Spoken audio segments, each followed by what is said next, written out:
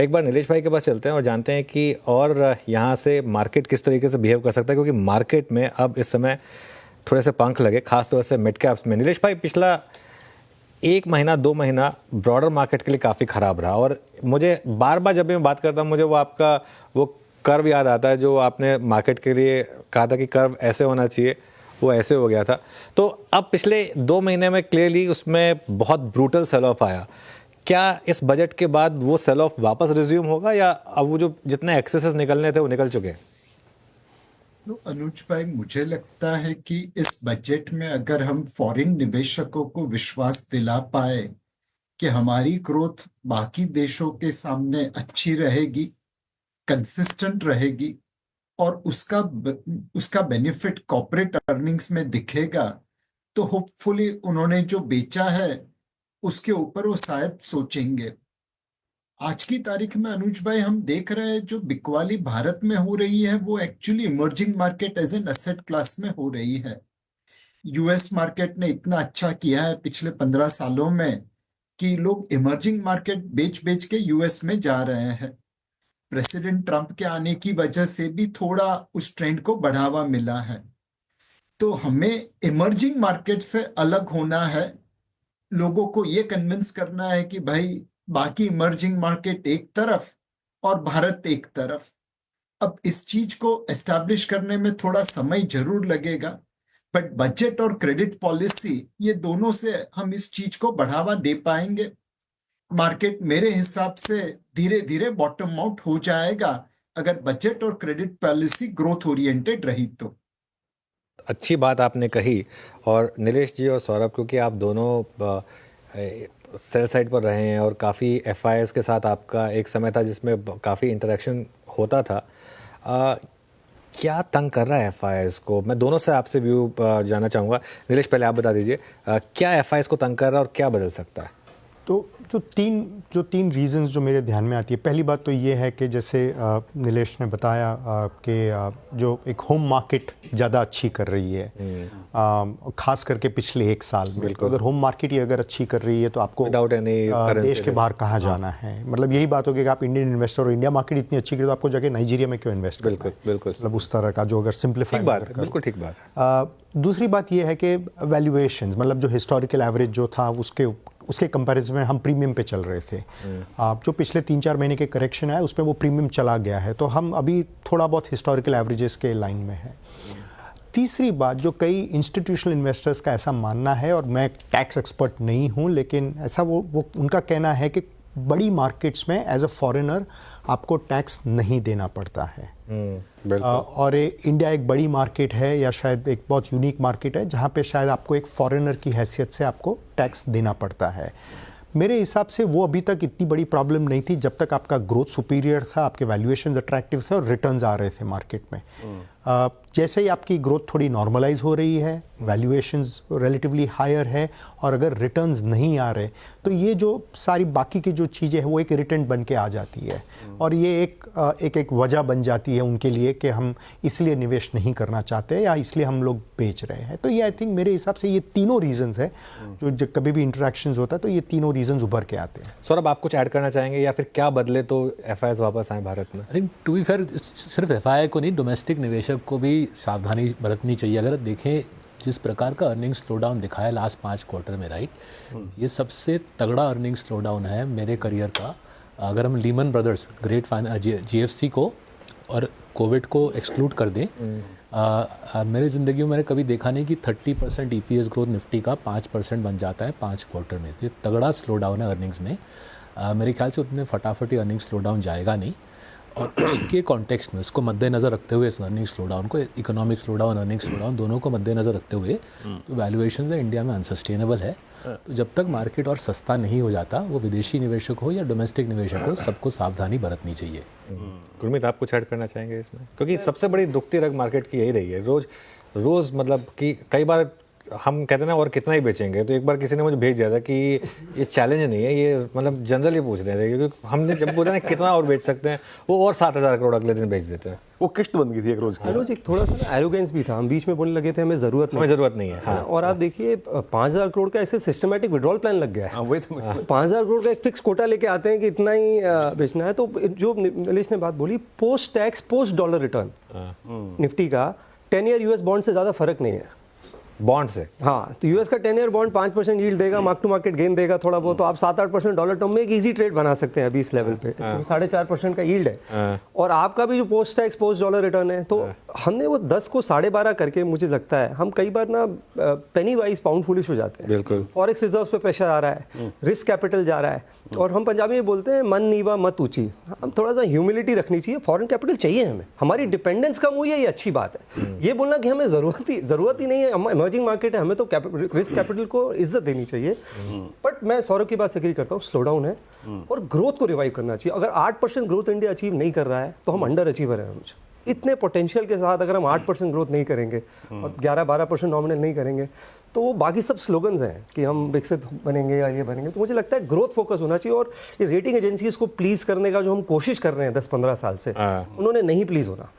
तो आप अपना ग्रोथ चार्ट करिए, बाकी चीज़ें अपने आप फॉलो थ्रू करेंगी, ग्रोथ आएगी, सब कुछ आएगा। अच्छा नीलेश भाई, ये पासिंग जो अर्निंग सीजन था वो बैंकों के लिए वो कैसा लगा आपको? आरबीआई ने जो लिक्विडिटी की जो स्थिति काफ़ी ड्राई हो गई थी उसको कुछ हद तक एड्रेस करने की कोशिश की है, बट पासिंग नंबर्स कैसे लगे आपको इस बार के बैंकों के? बैंकों में कुछ खट्टा है कुछ मीठा है।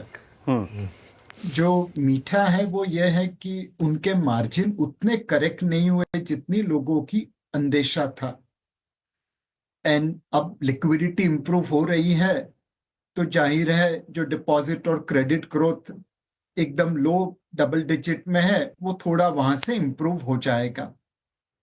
दूसरी चीज है कि होलसेल या कॉर्पोरेट बैंकिंग में एनपीए अभी भी बहुत ही मतलब अच्छे हैं, एंड वहां पे ऐसा लग रहा है कि जो कॉर्पोरेट डीलिवरेजिंग हुई है उसका सबसे ज्यादा फायदा बैंकों को एनपीए में दिख रहा है। जो कुछ खट्टा है वह है माइक्रो फाइनेंस, अनसिक्योर्ड लेंडिंग के बढ़ते हुए एनपीए, और जो बैंक के क्रेडिट कल्चर खराब है, जहां पे अनसिक्योर्ड लेंडिंग बुक बड़ी ज्यादा है, उनके मार्जिन के ऊपर, उनके प्रॉफिटेबिलिटी के ऊपर इम्पैक्ट होती दिखी है।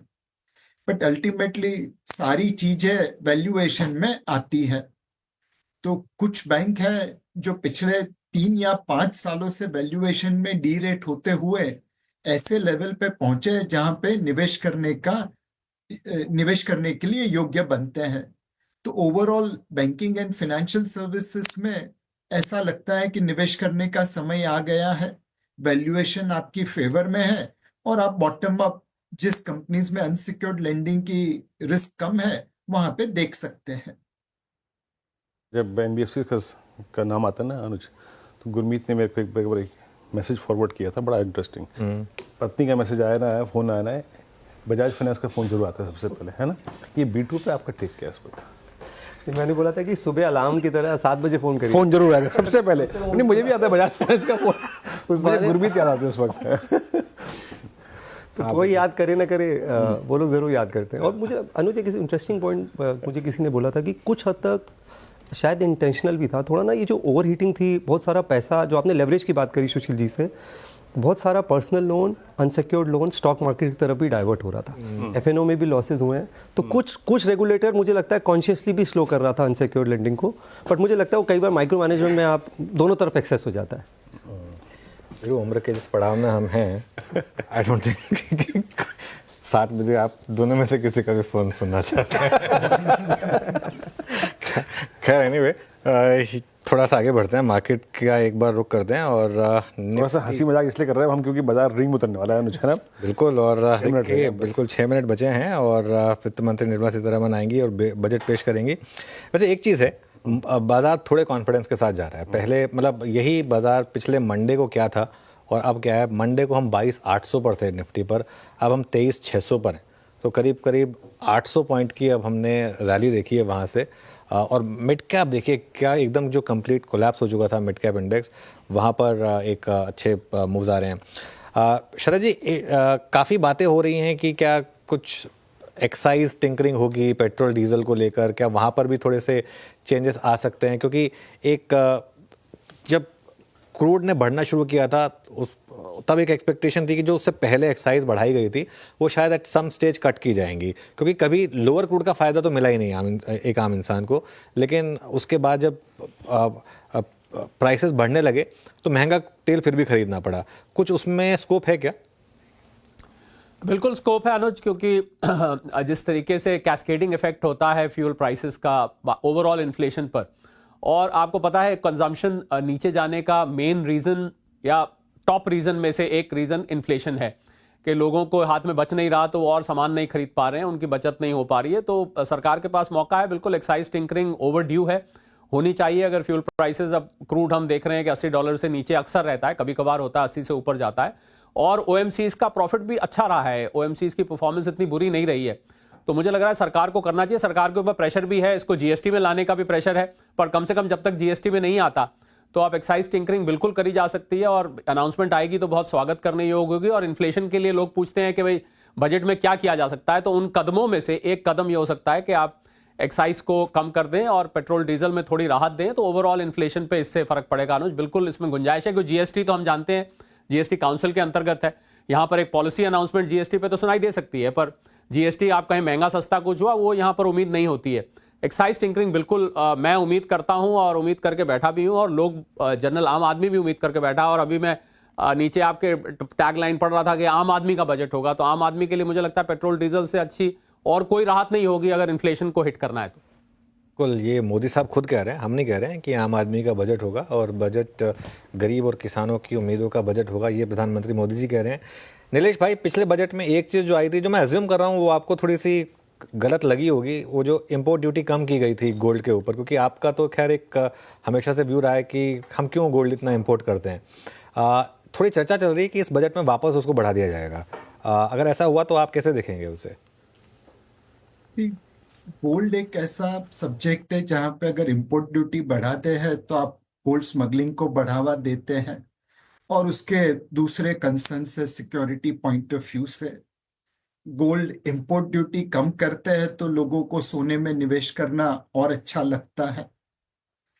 हमें अपना जो गोल्ड होल्डिंग है उसके बारे में अलग तरीके से सोचना चाहिए। जो गोल्ड ज्वेलरी है उसको तो टच करने का कोई मतलब नहीं है, बिकॉज ज्वेलरी हमारे जीवन का अभिन्न अंग है। बट बहुत सारा गोल्ड लोगों की तिजोरी में और सेफ डिपॉजिट लॉकर में पड़ा है जो वाइट इकोनॉमी का पार्ट नहीं है। जो ब्लैक इकोनॉमी का पार्ट है वो हमारी फ्रोजन सेविंग्स है। गोल्ड के दाम बढ़े हैं और भी बढ़ते रहेंगे ऐसा लग रहा है, बिकॉज सेंट्रल बैंक्स और अपनी हाउसवाइफ के बीच में एक कंपटीशन चल रही है, कौन सबसे ज्यादा गोल्ड खरीदेंगे। और दुनिया भर के सेंट्रल बैंक्स हमारी हाउसवाइफ जैसे बन रहे हैं, एक बार सोना खरीदा तो बेचेंगे नहीं। तो हमें फोकस करना है सेफ डिपॉजिट लॉकर में और तिजोरी में पड़े अनअकाउंटेड गोल्ड को, वह भी काफी बड़ी मात्रा है। कैसे हम उसे इंसेंटिव देके मेन इकोनॉमी का पार्ट बना पाए। सरकार को टैक्स मिलेगा, लोगों की फ्रोजन सेविंग्स लिक्विड हो जाएगी, इकोनॉमी में घूमने लगेगी और ग्रोथ के लिए कैपिटल मिलेगा। तो कुछ आउट ऑफ बॉक्स थिंकिंग करके अगर एक गोल्ड मोनेटाइजेशन स्कीम आ जाए जिससे तिजोरी में पड़ा अनअकाउंटेड सोना पैरेलल इकोनॉमी से मेन लाइन इकोनॉमी में आ जाए तो सरकार को टैक्स भी मिलेगा और ग्रोथ के लिए कैपिटल भी अवेलेबल होगा। ओके, इस बीच मार्केट से डे हाई 49,805 निफ्टी बैंक और 23,593 यानी ऑलमोस्ट 23,600, यानी आप एक्सट्रीम कॉन्फिडेंस से डे हाई पर।